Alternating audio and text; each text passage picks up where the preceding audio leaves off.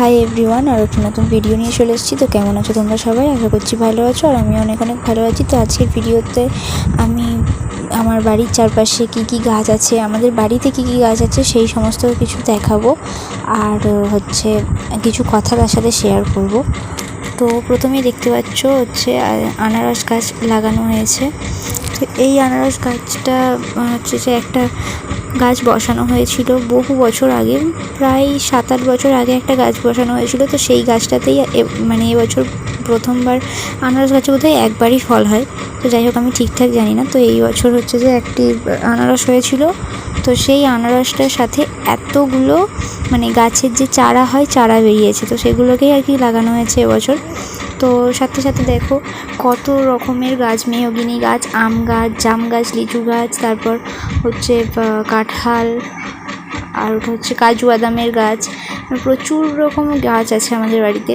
আর আমাদের বাড়িটা দেখলে দূর থেকে মনে হবে যেন একটা জঙ্গলের মধ্যে ছোট্ট ঝুপড়ি। তো যাই হোক, তো পুরো ভিডিওটা দেখতে থাকো। আর এই যে গোলাপ গাছটা প্রায় শুকিয়ে এসেছে একটা ডাল, আর এদিকতে যে গোলাপ গাছগুলো লাগানো হয়েছে সেগুলো প্রায় শুকিয়েই এসছে সবগুলো। আর এগুলো মিনি গোলাপ যেগুলো হয় সেগুলোর ডাল। আর ওদিকটাতে একটা আছে, সেটা বড় বড় গোলাপ হয়। আর ওই যেটা দেখলে ওটা আদার গাছ, আদার মতো দেখতে আর আমের মতো সেন্ট ছাড়ে। ওই যে একটা সবজি মতো যাই হোক একটা হয়, ওটার গাছ। তো এখানে লিচু গাছ, লঙ্কা গাছ, আম গাছ, হিমসাগর গাছ আমের গাছ। তো সব কিছু আছে আর গেটের পাশটাতেই একদম। আর আমার বাড়িটা একদমই রাস্তার ধারে, তাই জন্য রাস্তা বলতে মেন রোড না, মরাম রাস্তা আছে। আমাদের বাড়ির সামনে যে রাস্তাটা, সেটা এমনি সব কিছুই যায়, বাস টাস সবই যায় যখন যেরকম চাপ পড়ে।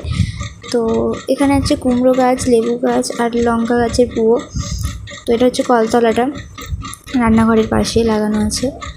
এগুলো লেবু গাছটা আর কুমড়ো গাছটা লাগানো হয়নি, ওটা বীজ পড়ে হয়েছে। আর এখানে দেখো আরও একটা আনারস গাছ, আর এটা আমড়া গাছ। আমাদের বাড়ির বাড়ির পাশে যে রাস্তাটা আছে, রাস্তার পাশে লাগানো আছে। এটা ওই কাপাস তুলোর গাছ, যেটা কাপাস তুলো বলতে যেটা ঠাকুরের পুজোর জন্য যেটা লাগে, যে তুলোটা, সেই তুলোর গাছ। আর এই যে আনারস গাছটা দেখছো, এই গাছটাতেই আজ 8-9 বছর পর প্রথমবার আনারস হলো। আর এটা কুল গাছ আছে একটা।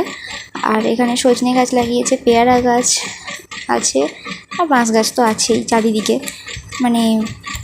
আমাদের বাড়ির চারপাশে পুকুরের ধারে প্রচুর পরিমাণে বাঁশ গাছ আছে। আর আকাশটাকে দেখো আজকে কি সুন্দর লাগছে না? এখানটাতে আছে রঙ্গন গাছ। এটা অনেক বছর পুরনো একটা রঙ্গন গাছ, তাই জন্য এরকম এত বড় হয়ে গেছে, ঝোপের মতো একটা হয়ে গেছে। আর প্রচুর পরিমাণ ফুল হয় যখন হয়। তো মা ফুলগুলো তুলে পুজো করে দেয় বলে আর দেখতে পাচ্ছ না। তো যাই হোক, এই যে সাদা কলকের গাছটা দেখছো, পেয়ারা গাছের পাশে ডাব গাছটা আছে, তার পাশে যে সাদা কলকের গাছটা দেখছো, এটা আমার ঠাকুমা লাগিয়েছিল প্রায় 10-12 বছর আগে। তো গাছটা এরকম বড় হয়ে গেছে। আর এই হলুদ কলকের গাছটাও আমার একটা ঠাকুমাই লাগিয়েছিল, সম্পর্কে আমার মাসিও হয়। তো যদিও তারা দুজনেই আজ আমাদের সাথে নেই, দুই ঠাকুমাই মারা গেছে। তো যাই হোক, এখন দুঃখ মনে এনে কোনো কাজ নেই। তো পাশে একটা শিউলি গাছ আছে। আর এটা আমাদের বাড়ির শিব মন্দির। আর এটা আমার মাসিদের বাড়ি, যে ঠাকুমার কথা বললাম ও তাদের বাড়ি ওটা।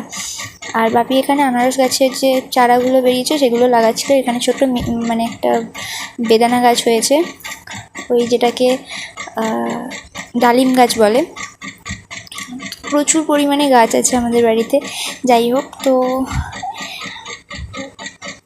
দেখতে থাকো পুরো ব্লগটা। ভালো লাগলে লাইক, কমেন্ট, শেয়ার করবে, সাবস্ক্রাইব করবে চ্যানেলটা। আর ফেসবুক থেকে যদি তোমরা দেখো তাহলে অবশ্যই ফলো করে পাশে থাকবে, লাইক কমেন্টটা অবশ্যই করবে। তো দেখতেই পাচ্ছ কত রকমের গাছ আছে।